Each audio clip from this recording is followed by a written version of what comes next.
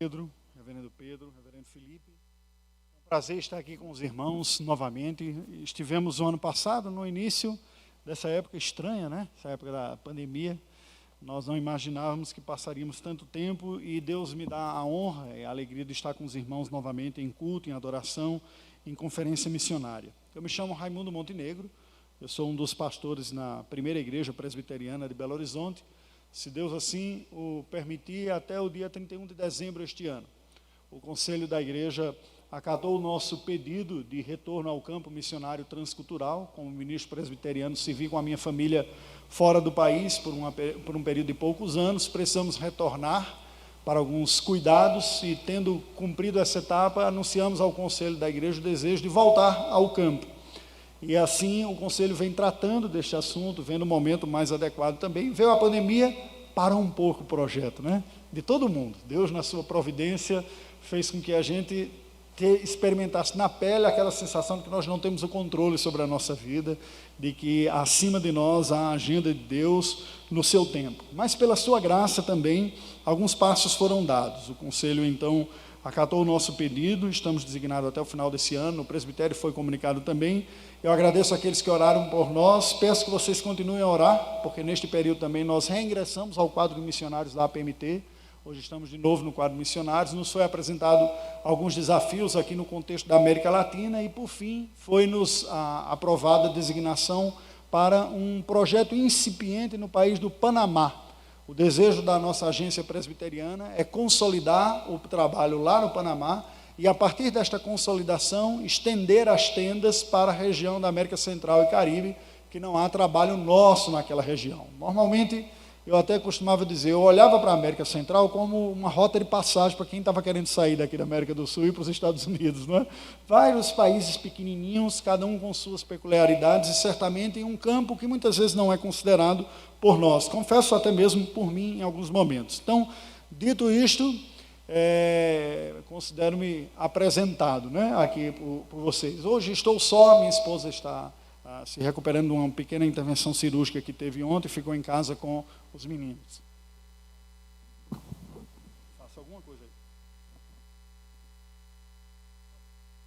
Irmãos queridos, nós temos um desafio de refletir sobre o reino de Deus. Nos foi proposto um tema para nós pensarmos nesta noite, baseado na parábola do tesouro escondido, que está em Mateus 13:44, né? E eu conversei com o Yuri naquela ocasião, que disse, rapaz, me deixe na liberdade de escolher um texto bíblico, mas o tema nós vamos levar em consideração. Mateus 13:44 nos diz assim: o reino de Deus é semelhante a um tesouro oculto no campo, o qual certo homem, tendo-o achado, escondeu, e transbordante de alegria vai, vende tudo o que tem e compra aquele campo. Esse texto nos fala sobre uma realidade muito interessante. O reino de Deus como sendo o grande valor daqueles que foram admitidos neste reino. Quem conheceu o Rei do reino, o Senhor Jesus Cristo, o valor do reino, quem experimentou, bebeu de suas águas, experimentou o seu sabor, certamente o tem como a sua grande preciosidade. A alegria de conhecer Deus, de fazer parte do seu reino, marca os cidadãos do reino de Deus. Entretanto, esta parábola nos apresenta o reino dos céus como um tesouro oculto no campo, que foi descoberto. E eu gostaria de pegar esta ideia e trabalhar sobre esta realidade de grande valor, que estava oculto e que, ao ser descoberto, promove a grande alegria. E propor, a partir disso, que nós consideremos a glória de Deus. A glória de Deus como a grande realidade de infinito valor, oculto do homem natural, mas revelado a nós em Cristo Jesus. E para apresentar o que tenho para dizer, eu lhe convido a abrir a Escritura Sagrada no livro do Êxodo, capítulo de número 33. Êxodo, capítulo de número 33, versículos de 17 a 21. Êxodo 33, versículos de 17 a até o final, na verdade até o 23. Êxodo 33, 17 a 23 nos diz assim: Disse o Senhor a Moisés: Farei também isto que disseste, porque achaste graça aos meus olhos, e eu te conheço pelo teu nome. Então ele disse: Rogo-te que me mostres a tua glória. Respondeu-lhe: Farei passar toda a minha bondade diante de ti, e te proclamarei o nome do Senhor. Terei misericórdia de quem eu tiver misericórdia, e me compadecerei de quem eu me compadecer. E acrescentou: Não me poderás ver a face, porque homem nenhum verá a minha face e viverá. Disse mais o Senhor: Eis aqui um lugar junto a mim, e tu estarás sobre a penha. Quando passar a minha glória, eu te porei numa fenda da penha, e com a mão te cobrirei, até que eu tenha passado. Depois, em tirando eu a mão, tu me verás pelas costas, mas a minha face não se verá. A maioria de nós que tem algum contato com a Escritura Sagrada, certamente já ouviu falar de Moisés, conhecido como o maior profeta bíblico, nesta condição de profeta, de alguém que recebe a revelação especial de Deus e o comunica. É verdade que na teologia confessional nossa, o nosso Senhor Jesus Cristo é apresentado através do ofício profético também, não é? Mas a figura oficial de profeta nos apresenta Moisés. Foi ele que escreveu os primeiros livros da Bíblia, que é considerado pelo judaísmo a base da revelação de Deus para os homens. E sobre esta revelação repousa todo o restante da revelação bíblica numa contínua progressividade. Os profetas anteriores, diz o profeta Isaías, se aquele não disser a lei e ao testemunho, esse não verá a alma. Uma pedra de toque para avaliar a natureza e a qualidade do verdadeiro mensageiro de Deus é se o que ele estava dizendo estava de acordo com aquilo que já foi dito, porque Deus não se contradiz. E, portanto, a base a avaliar a atuação dos profetas era o que Deus tinha entregue de forma escrita originalmente pelo próprio profeta Moisés. Mas Moisés foi grande não apenas na sua condição de profeta. Na sua instrumentalidade humana, ele foi usado para libertar todo o povo de Israel do cativeiro egípcio. Uma população grandiosa para os tempos antigos. Nós estamos falando há cerca de 4.000 anos atrás. É muito tempo atrás, 3.500 anos para ser mais preciso. Uma multidão de pelo menos 1 milhão de pessoas, sendo retirada da maior e mais poderosa nação do mundo, que era o Egito, sem poderio militar, sem gente treinada para a batalha, tão somente com um cajado.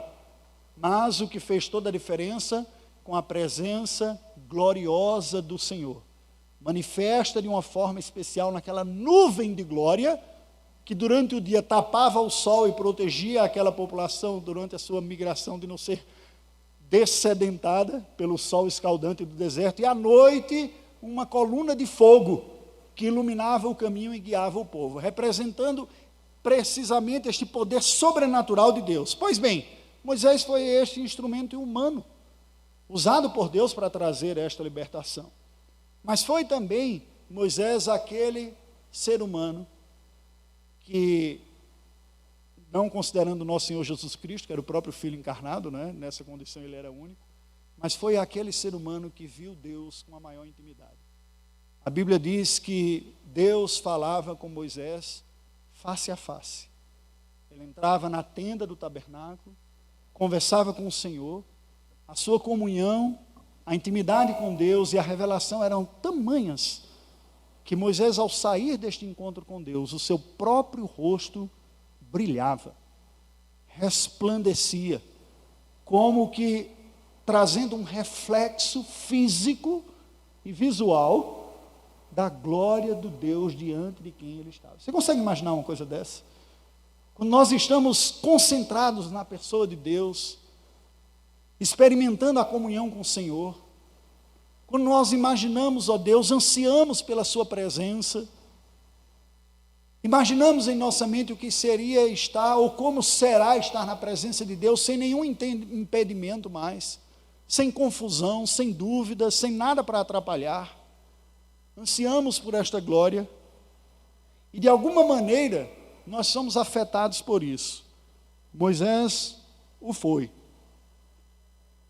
E ele se coloca diante do Senhor Deus para interceder pelo povo de Israel, porque logo após aquele momento de profunda comunhão, quando estava recebendo a revelação do Senhor, a lei, o povo lá embaixo, no pé da montanha, cai em grossa idolatria. Constrói um bezerro de ouro e diz: este foi o Deus que nos tirou do Egito, vamos adorá-lo. Deus então avisa a Moisés e diz: olha, o povo caiu em pecado, e eu vou destruir esse povo. E Moisés se coloca a interceder em favor do povo da aliança, e pede a Deus: Senhor, tem misericórdia. O Senhor libertou esse povo do Egito, agora o Senhor vai deixar esse povo perecer aqui por causa do pecado. É verdade, eles pecaram, o Senhor é justo, mas o Senhor também é misericordioso. O Senhor havia prometido a Abraão que faria dele uma grande nação e conduziria este povo para ocupar a terra. Pois bem, o Senhor começou a fazer isso, livrou esse povo do Egito. Agora, o que dirão os egípcios? Se o Senhor decidir punir todos eles pelos pecados que cometeram, vão dizer que o Senhor foi incompetente ou incapaz de cumprir a promessa. Isso não vai trazer honra ao Senhor. E ele intercede, Deus ouve a oração de Moisés e livra o povo e diz: eu enviarei um anjo para ir com vocês. E Moisés insiste na oração e diz: Senhor, um anjo não vale. Nós precisamos é do Senhor. Para nós, como povo de Deus, preste atenção, o que importa não é se dar bem. O ponto que importa aqui não é a gente conseguir chegar lá. Como foi que você conseguiu? Como você chegou lá? A gente não ouve isso de vez em quando, né? Alguém perguntando. Pois bem, para o povo de Deus, o que importa é estar com Deus. O lá é a presença gloriosa do Senhor. Ele diz: se o Senhor não for conosco, nem nos tire desse lugar. Não vale a pena chegar numa terra prometida que o Senhor não é a bênção dessa terra. Não vale a pena encontrar a produtividade, pagar as contas, se o Senhor não é a riqueza da nossa vida e do nosso coração. Não vale. Deus diz: eu estarei com você. E Moisés, progressivamente, como comentava hoje com um presbítero na igreja, pela manhã, eu preguei sobre as orações anteriores de Moisés, resumidamente, né?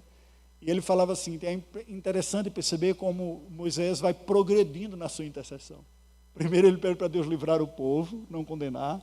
Depois pede pela presença de Deus. Agora ele é mais audacioso, ele diz: Senhor, eu quero ver a tua glória. Mostra-me a tua própria glória. Queridos, este pedido é um pedido muito curioso, porque revela alguém que sabe das coisas. Revela alguém que ao longo de sua vida, e Moisés já está aqui com mais de 40, 80 anos, ele sai no primeiro momento, vai para o deserto, se casa, volta para libertar o povo, alguém experiente, que em um momento da vida havia alimentado a esperança de libertar, foi rejeitado na sua proposta, mas agora se dirige, está sendo usado por Deus, experimenta a graça do Senhor, e diz: olha, o que há de mais valioso, o que há de mais rico, o que há de mais poderoso no universo é o próprio Deus. O que há de mais encantador, o que há de maior valor é a glória de Deus. O Senhor está conosco, eu sei. O Senhor prometeu ir conosco, eu sei, eu acredito. Mas, Senhor Deus, deixa-me ver a tua glória. É sobre este tesouro escondido que eu gostaria de falar com vocês esta noite. A glória de Deus. O tesouro que está manifesto, diz a Bíblia, que os céus proclamam a glória de Deus e o firmamento anuncia as obras de suas mãos. Está dando testemunho um dia após o outro dia, mas não é percebido. Quantas vezes nós mesmos, cristãos, que conhecemos a Deus pela fé em Cristo Jesus, passamos a nossa vida desapercebidos da gloriosa presença do Senhor, vivendo e sendo afetados muito mais pelas circunstâncias, como se Deus tivesse nos entregue a nossa própria sorte, a realidade do dia a dia. E precisamos da visão da glória de Deus na nossa vida. Essa glória que diz o profeta, a glória que encherá a terra. Naquele dia o Senhor manifestará a sua glória abundantemente. A palavra de Deus chega a nos apresentar no livro de Apocalipse que no novo céu, na nova terra, não haverá sol nem lua, porque a própria glória de Deus iluminará. Você consegue imaginar o que é você viver numa realidade cuja fonte de luz é o próprio Deus? Que você não vai precisar acender interruptor nenhum. A gente só consegue especular a respeito, dada a sua majestade. Pois bem, o que esse texto bíblico que nós acabamos de dizer nos fala sobre a revelação da glória de Deus? Se é esta realidade tão poderosa, mas ela está oculta dos homens devido ao pecado que nos cega, que turva a nossa percepção, que engana os nossos sentidos, como haveremos nós de perceber a glória de Deus que se revela a nós? Como? Vejamos o que o texto sagrado nos diz. A primeira verdade que nós podemos afirmar sobre a revelação da glória de Deus é que esta revelação é satisfatória. Olha o que nos diz o versículo número 20. Quando Deus responde a este pedido de Moisés, que pede para ver a sua glória, ele diz: não me poderás ver a face, porque homem nenhum me verá a face e viverá. Aqui parece que estou caminhando na linha oposta do que eu disse, né? O que Deus está dizendo para Moisés é o seguinte: Moisés, o que você me pede, quando você pede para ver a minha glória, e alguém já definiu bem propriamente que a glória de Deus nada mais é do que a soma de todas as suas qualidades. Conseguir contemplar Deus em tudo aquilo que Ele é, nas suas qualidades superlativas, todas juntas manifestam a sua glória.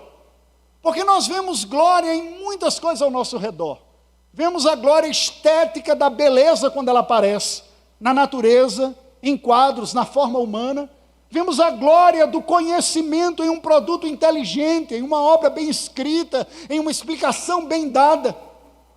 Vemos a glória da vida, no ciclo da vida sendo observado, a gestante que concebe e desenvolve, dar à luz a uma nova vida, há uma glória, e nós percebemos isso. Vemos a glória da capacidade criativa humana quando produzimos coisas maravilhosas, construímos prédios, arranha-céus, tecnologia fantástica, vimos a sua glória. Somos seres sedentos por glória, porque Deus nos criou para Ele, e Ele tem toda a glória. Mas quando o homem não percebe, ele vive como um buscador de glória, porque a vida sem glória é xoxa, não faz sentido. Parece não haver motivação para seguir adiante. Buscamos a glória onde podemos encontrá-la, na beleza, no conhecimento, na produção, na fama, na riqueza, no destaque. Onde houver glória eu quero. E por que ansiamos por glória? Porque fomos criados para o ser que é de toda glória. Mas devido ao pecado, não percebemos isso claramente. E não vemos a glória absoluta manifesta em Deus. E ficamos como que tateando, buscando alguma glória. Uma glória de sentido, uma glória de prazer, procurando momentos e experiências na vida que possam comunicar alguma epifania, escalar uma montanha para ter uma vista gloriosa e dizer: este momento é sagrado. Veja que até a expressão que algumas pessoas usam, mostram esta vocação existencial que nós carregamos no nosso coração. Dizemos: eu tive uma experiência sagrada, existencialmente, que marcou a minha vida. A glória dos prazeres, a glória do ápice de uma intimidade entre um homem e uma mulher. E alguns, em busca desta experiência intensa, buscam outra e outra. A glória da satisfação que as papilas gustativas ou as zonas erógenas podem nos comunicar. Porque o Deus de toda glória é a última e real e mais profunda fonte de prazer. Você nunca parou para pensar nisso? Por que você sente prazer? Às vezes nós, como evangélicos, olhamos de uma forma muito desconfiada com o prazer, como se ele fosse necessariamente mau ou pecaminoso. Mas deixa eu lhe dizer uma coisa: o prazer é, acima de tudo, um convite para Deus. Porque Ele nos criou para sentirmos prazer. Como que dizendo: você gostou? Gostou da comida? Gostou da bebida? Gostou destas coisas que lhe dão prazer? Pois bem, eu sou capaz de comunicar infinitamente mais. Isso é uma pequena amostra grátis do que você pode ter derivado de mim. Mas em mim, a sua fome de prazer, de sentido, de glória e de satisfação são plenamente satisfatórias e satisfeitas. Quando Moisés diz: Senhor, eu quero ver a tua glória, Deus diz: Moisés, você não sabe o que você está pedindo. É insuportável para o homem contemplar a grandiosidade de tudo que eu sou. Ninguém é capaz de ver e permanecer vivo. Por uma incapacidade matemática, porque o infinito não cabe dentro do finito, e por uma incapacidade moral, porque vocês agora são pecadores e eu sou absolutamente santo. Contemplar-me em quem eu sou lhe fulminaria. Não é possível. Ninguém pode, nenhum homem viu a minha glória e viverá.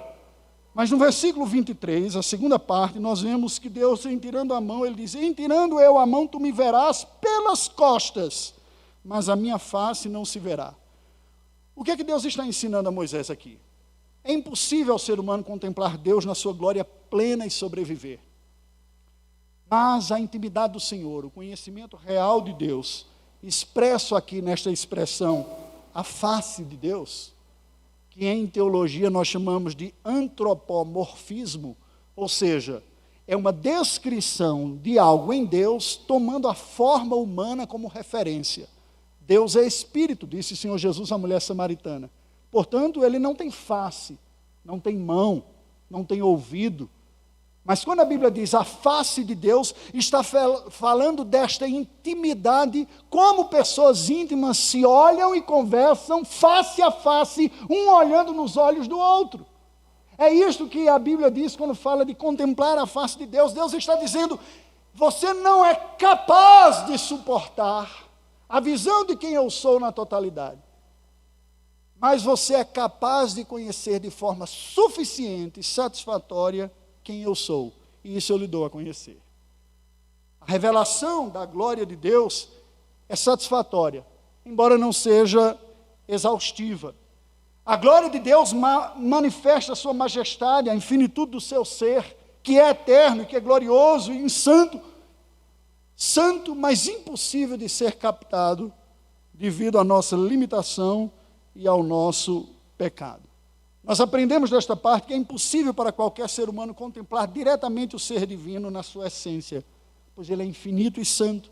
Nós somos criaturas pecadoras.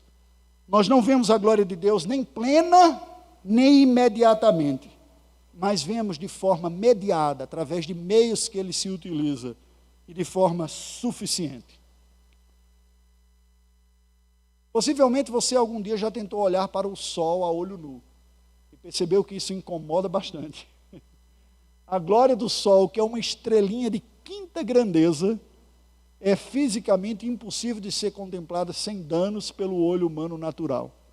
O que dirá a glória do ser eterno e infinito, criador, não apenas deste nosso solzinho de quinta grandeza, mas de todo o universo. Isso não significa dizer que nos é impossível conhecer o Senhor. Ele se deu a conhecer a nós. Ele veio ao nosso encontro.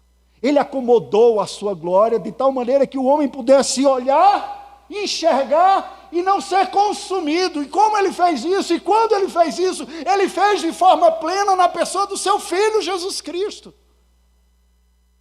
Quando Cristo experimenta aquele momento que antecipa o seu retorno para a glória, lá no Monte da Transfiguração, e um pouco da glória que lhe seria restaurada aparece ao ponto de suas vestes ficarem resplandecentes, diz o texto do Evangelho, tão alvas como nenhum lavandeiro poderia lavar as vestes. Pedro, encantado, diz: Senhor, que coisa maravilhosa, vamos fazer 3 tendas aqui, fica eu, Tiago e João, você fica aí com Moisés e com Elias, e vai ficar contemplando a tua glória. E vimos a sua glória, diz João o apóstolo, glória como do unigênito do Pai. O quanto você anseia pela glória de Deus, para conhecê-lo, o quanto que a glória de Deus alimenta a sua alma, o quanto que você vem motivado ao culto por conhecer mais o próprio Deus e estar satisfeito nele mesmo, o quanto sua alma se alimenta de Deus, em proporção do quanto de alimento e satisfação o seu corpo encontra no pão de cada dia. O Senhor Jesus, sendo tentado pelo diabo no deserto, quando diz: transforma essas pedras em pães, cita o texto bíblico escrito por Moisés, dizendo: nem só de pão viverá o homem, mas de toda palavra que procede da boca do Senhor, porque por esta palavra Deus se manifesta a nós. Pelo seu Filho Jesus Cristo e a palavra, porque um apontam para o outro, a palavra de Deus nos leva a Cristo como Senhor, e Cristo nos leva à palavra, porque através dela conhecemos o Pai. Nós conhecemos a Deus na sua glória. A revelação da glória de Deus é uma revelação satisfatória para o coração nosso, e preste atenção, para a gente de todo mundo, que por não conhecer está tateando, procurando glória, sentido e satisfação em coisas, porque não conhece o Deus da glória, e buscam encher e satisfazer sua fome de glória com glórias menores. É preciso que alguém chegue lá e diga: eu vou lhe falar da glória que é eterna, e veio ao seu encontro na pessoa de Jesus Cristo. É esta glória que você precisa alcançar, porque no dia que conhecê-la, você será dessedentado, e não mais procurará glória em coisas passageiras ou menores. Elas são só dicas pequenas, de que o Criador tem muito maior, porque se a sua alma procura satisfação naquilo que foi criado, o que dirá o prazer que ela encontrará quando achar no próprio Criador que criou estas coisas, que você consegue enxergar a glória? É esta a mensagem que nós temos para anunciar. É este o tesouro oculto dos homens que eles precisam conhecer, a glória de Deus revelada na face de Cristo. A revelação da glória de Deus é uma revelação dos seus atributos, de suas qualidades. Olha o que nos diz o versículo número 19. Quando Moisés disse: Senhor, rogo-te que me mostre a tua glória, no versículo 19 nós lemos: respondeu-lhe: farei passar toda a minha bondade diante de ti, e te proclamarei o nome do Senhor. Terei misericórdia de quem eu tiver misericórdia, e me compadecerei de quem eu me compadecer. Imediatamente após o pedido de Moisés de ver a glória de Deus, Deus responde sobre qualidades dele. Você quer conhecer a minha glória?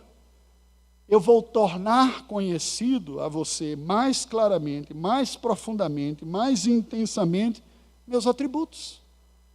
Passarei diante de você minha bondade. Você vai dimensionar a minha bondade. Mostrarei para você a minha misericórdia soberana, a qual eu manifesto a quem eu quero. Veja, embora Deus estivesse falando num aspecto dialógico para Moisés, é claro que o que está sendo demonstrado aqui é aquilo que em teologia nós chamamos de atributos de Deus, qualidades de Deus. Você quer ver a glória de Deus? Preste atenção, pare e detenha-se naquilo que a Bíblia diz que Deus é, quem Ele é. Encha sua mente com isso, separe tempo, medite, contemple a sua bondade, a bondade de um ser que é infinito, glorioso e todo-poderoso, e que ama pecadores que não têm Ele como seu primeiro valor, que são rebeldes contra Ele, mas a despeito disso veio a nos alcançar, que não nos pune, não nos trata segundo o que nós merecemos, que seria a nossa condenação, mas é misericordioso, que dá tempo ao nosso arrependimento, ao nosso e ao do mundo. Esta foi a mensagem dos apóstolos. Deus não levou em consideração os pecados de outrora. Misericórdia. Mas não é uma misericórdia livre e gratuita. É uma misericórdia livre da parte de Deus, mas soberanamente manifesta. Manifesta ao seu tempo, ao seu modo, na sua intensidade e a quem Ele quer. Isso deve nos fazer tremer diante do Senhor. Você tem percebido a misericórdia de Deus sobre a sua vida? Ou você, quando olha para a sua vida, se vê vítima do juízo ou da indiferença de Deus? Ô vida, ô céus, ô azar, porque minha vida está desse jeito. Por que eu nasci nessa época de pandemia? Justo quando eu ia me formar e ter um trabalho bom, está tudo fechado aí, ou dificuldade. A vida veio sobre nós, sob os efeitos do pecado, como nuvens que tentam cobrir o sol da glória de Deus. Se você quiser ver a glória de Deus, você tem que se recolher para não ser guiado pelas circunstâncias da vida e dizer para o seu próprio coração quem Deus é. Deus é bom, Deus é misericordioso, Deus é soberano, Deus tem o controle sobre as circunstâncias, todos os fios de cabelo de minha cabeça estão contados, não me veio tentação sobre modo humana, mas Ele me dará o livramento. Eu tenho que pregar para o meu próprio coração os atributos da glória de Deus, se eu quiser ver a sua glória. Porque preste atenção, Nós, como brasileiros, nós temos uma tendência de olhar a vida cristã e a espiritualidade de uma maneira mágica. Eu estou aqui, Senhor, mostra a tua glória. Eu estou começando a sentir essa tal dessa glória aí. Senhor, não estou sentindo nada. Estou igual aquele pintinho da piadinha, né? Não estou sentindo nada. Estou sentindo meu biquinho, não estou sentindo a minha vida, não estou sentindo nada. Quando, na verdade, o problema é de incredulidade. Lembra o que Deus falou, o Senhor Jesus falou para Tomé? Tomé, você viu e creu? Mas bem-aventurados são aqueles que não viram e creram. Porque viram o que a fé lhes aponta, não o que lhes sente. O que nós vemos confunde o nosso sentimento. Meus queridos, eu com a vida cristã eu tenho percebido cada vez mais claramente que a fé bíblica e cristã nos comunica duas coisas. Primeiro, a capacidade de enxergar a realidade se livrando de fantasia. Fé cristã é assim, manda real. Você olha para a vida e diz, ela é difícil, tem injustiças, há dores, há dificuldades. Machucamos pessoas e somos machucados por pessoas, por mais duro que seja admitir, a fé cristã me mostra esta realidade. Mas se ficasse só aqui, nós seríamos pessimistas. A fé cristã nos comunica esperança em Cristo. Diz, a despeito desta realidade, Deus entrou nesta realidade, revestiu-se da nossa humanidade, para redimir esta realidade, e com a sua presença gloriosa, nos capacitar a enfrentar esta realidade, na certeza de que o Deus da glória está conosco. É esta a diferença que a fé cristã faz. Por isso que uma mesma situação pode ser enfrentada por pessoas diferentes, com reações diferentes, tem a ver com a maneira como ela olha para a mesma situação. E a situação é olhada diferente pela consciência de quem está ao nosso lado. Houve uma ocasião no passado, na história do povo de Deus, quando os sírios cercam o povo da aliança. Geazi está desesperado e diz, a gente vai morrer. E Eliseu, calma, Geazi. E ele ora ao Senhor, Deus, mostra para Geazi o que ele não está conseguindo ver. Que maiores e melhores são aqueles que estão conosco do que os que estão contra nós. E João faz referência a isso na sua carta, quando ele diz, maior é aquele que está em nós do que o que está no mundo.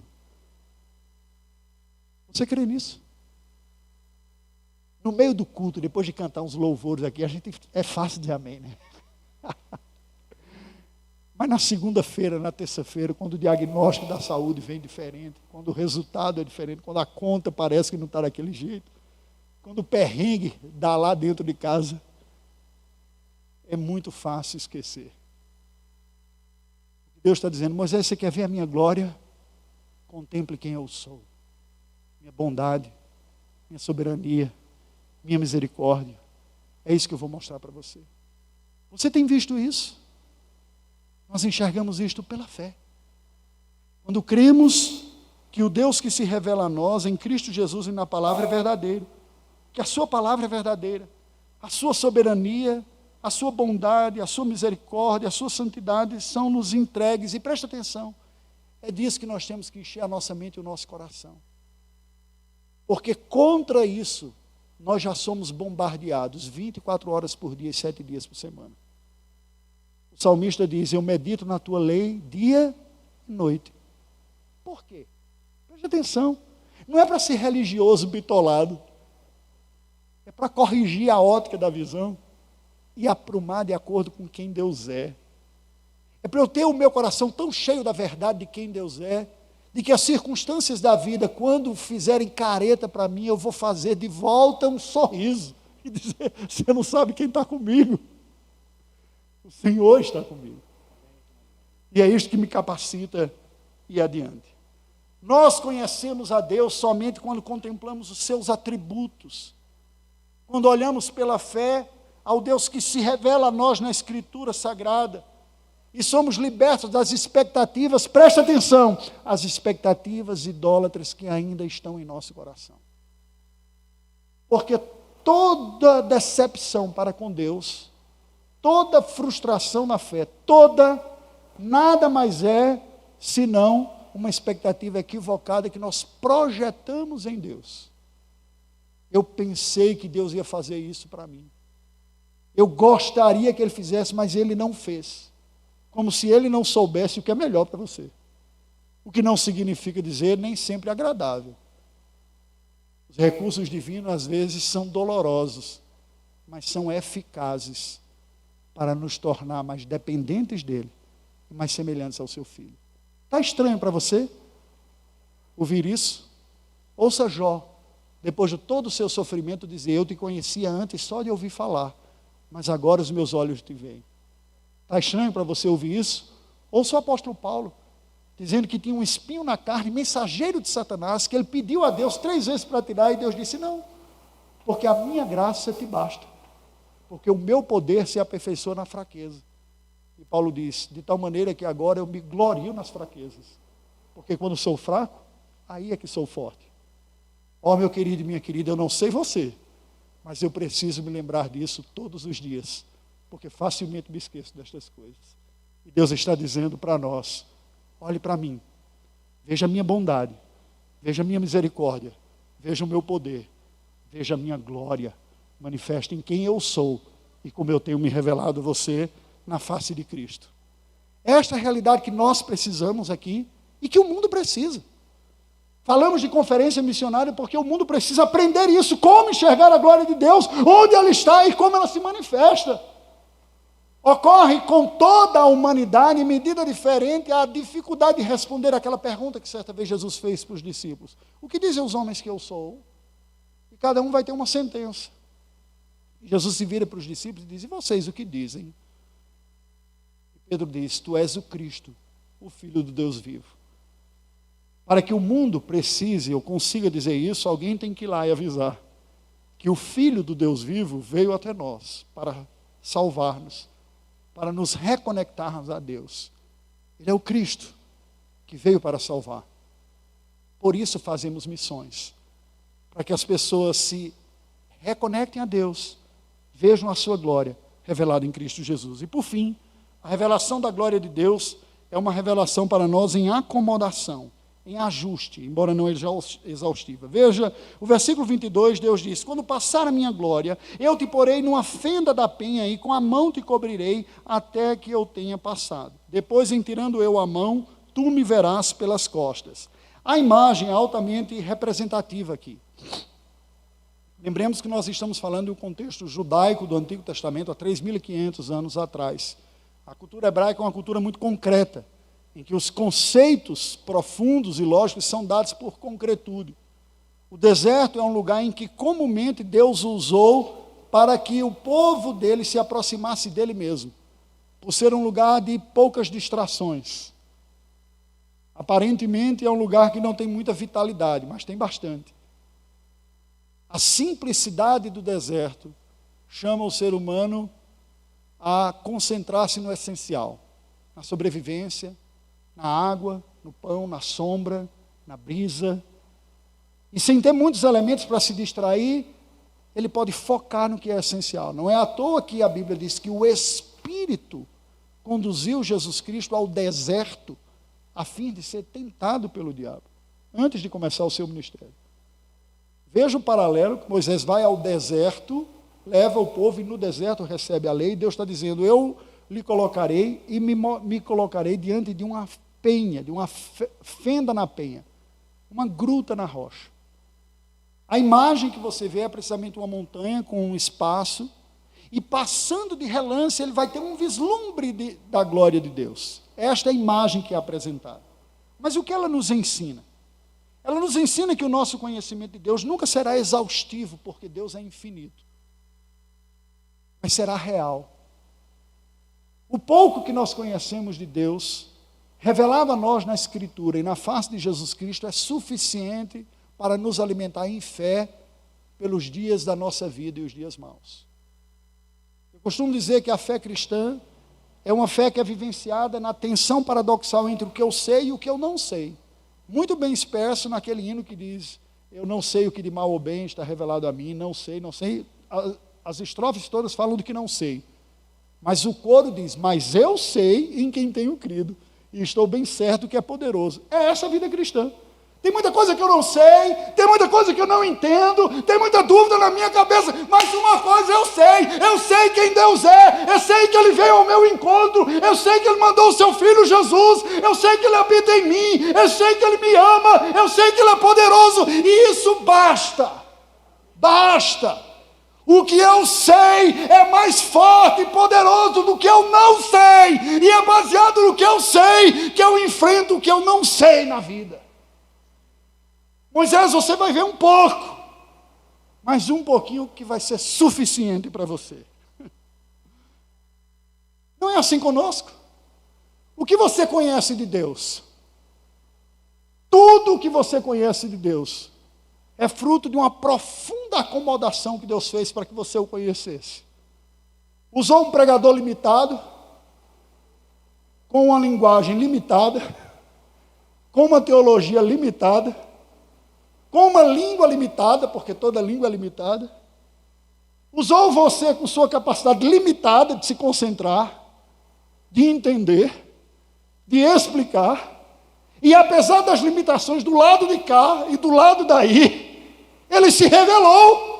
E não foi exatamente isso que Paulo falou quando disse, aprove a Deus se revelar pela loucura da pregação, usar a ministração da palavra para que pessoas limitadas comunicassem a outras pessoas limitadas e o Deus ilimitado fosse conhecido desta forma. É assim que acontece. Deus se revela a nós verdadeiramente pela sua palavra e pelo seu Espírito. No coração do homem, há este anseio de conhecer Deus e muitas vezes a dificuldade de percebê-lo como Ele tem se revelado. Filipe estava encantado com os sermões de Jesus. Falou e disse, Senhor, eu só queria ver o Pai, isso basta.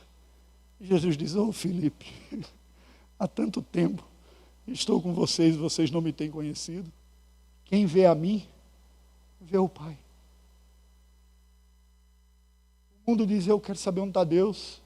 Ele está na reencarnação, Ele está no profeta, Ele está na meditação, Ele está na natureza, está na árvore, está no universo, está em sentir-se bem. Nós precisamos dizer para o mundo, há tanto tempo Deus está conosco e vocês não têm percebido. Quem vê Jesus, vê Deus. É isso que lhe basta. É isso que o pastum precisam ouvir, os panamenses precisam ouvir. Os habitantes de Contagem, de Belo Horizonte, Minas Gerais, precisam ouvir. É isso que sua família precisa, seus amigos. É isso que você precisa naquele dia mau e difícil, da dúvida, de sentir-se abandonado. Eu estou contigo, todos os dias, até a consumação dos séculos. Você acredita nisso? Esse texto começou com um pedido de Moisés. Senhor, rogo-te que me mostres a tua glória. Gostaria de terminar esta mensagem citando Jonathan Edwards, um dos maiores pregadores americanos, um dos maiores filósofos também norte-americanos, puritano, que disse o seguinte, avaliando o momento que foi possivelmente o maior período de despertamento espiritual dos Estados Unidos da América. Diz, distorções e falsidades sobre a verdadeira obra de Deus existem o tempo todo.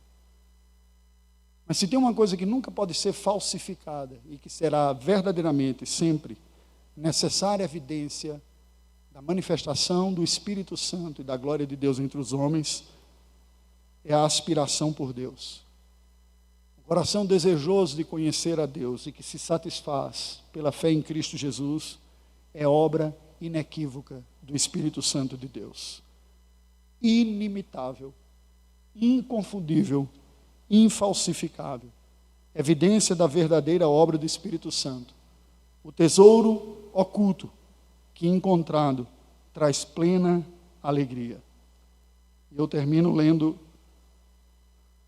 2 Coríntios 4, versículos 5 e 6, com as palavras de Paulo que diz assim: porque não nos pregamos a nós mesmos, mas a Cristo Jesus como Senhor, e a nós mesmos como vossos servos por amor de Jesus.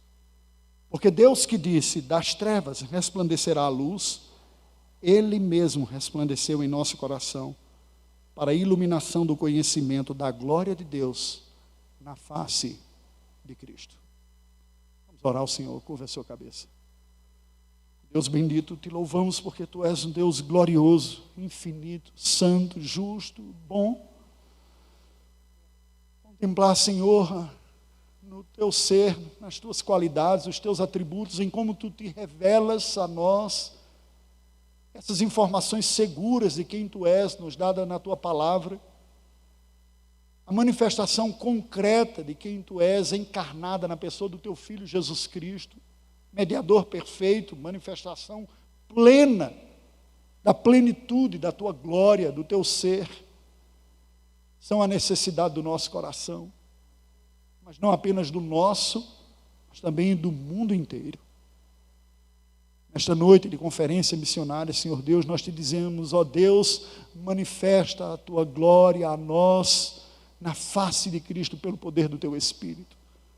Quando a Tua palavra é lida, estudada, pregada e anunciada, ó Deus, não permita que nos distraiamos com detalhes, mas conceda-nos a graça de Te enxergar, de Te ver, de Te abraçar pela fé, com crença em quem Tu és, de nos rendermos, de experimentarmos o perdão, a renovação, o fortalecimento decorrente da Tua própria revelação a nós, a Cristo, em Cristo Jesus.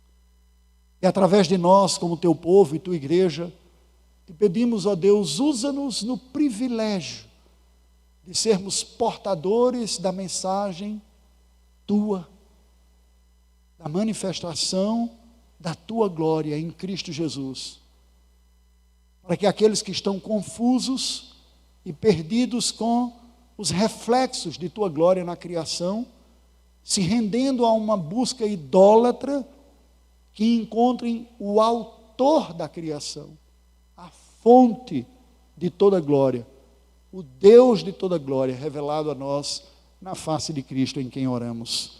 Amém. Deus nos abençoe, queridos.